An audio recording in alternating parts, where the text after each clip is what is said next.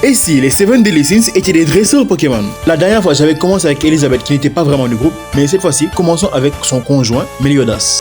Attention, ça peut spoiler, alors si tu n'es pas à jour dans les 4 chevaliers de l'Apocalypse, passe à autre chose. Mais avant, like et abonne-toi. Merci.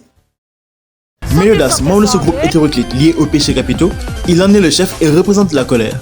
Son corps en porte la marque avec un tatouage de dragon se mordant la queue, tel un Ouroboros. Et aujourd'hui, il est roi Lyonesse avec sa femme Elisabeth, un royaume qui accepte toutes les races. En parlant de Elisabeth, je voulais un Pokémon qui fasse le lien entre eux. J'ai donc pensé à Volcanion qui est dans les films très proche de Magearna, Pokémon que j'avais attribué à Elisabeth. Et pour créer du lore, je dirais que ce serait en chassant ce Pokémon qui se dirigeait vers le Magearna de Elisabeth que Meliodas l'aurait rencontré il y a 3000 ans. Mais à cette époque, lorsqu'il était chef d'une troupe de démons nommée les 10 commandements, un Pokémon qui rugit à la lune pour rappeler à quel point il est violent, c'est nickel.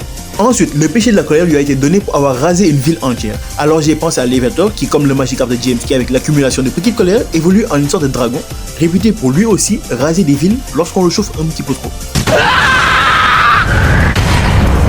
Courroucéage reste dans le thème, puisque techniquement pour évoluer, il meurt.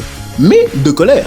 Pour moi, ça correspond exactement à la malédiction de Meliodas, qui faisait qu'à chaque fois qu'il mourait et qu'il revenait à la vie, il était un petit peu tendu. Calme-toi, bébou, calme-toi.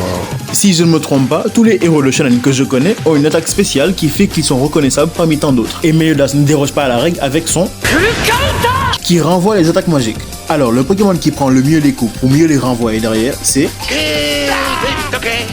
Et en dernier, Meliodas détient un fort lien avec le Boar, Hat et Hawk, qui sont tous deux des cochons.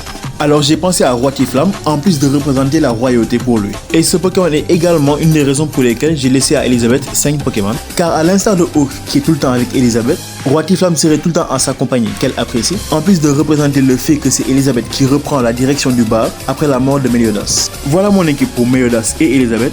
Dites-moi en commentaire qu'est-ce que vous auriez fait à ma place. Et sinon, à très bientôt. Ah, j'oubliais, un dernier petit conseil. Si jamais un jour vous vous rendez au bord de Meliodas, la bière est excellente, mais je ne vous recommanderai pas le repas au risque d'y laisser la vie.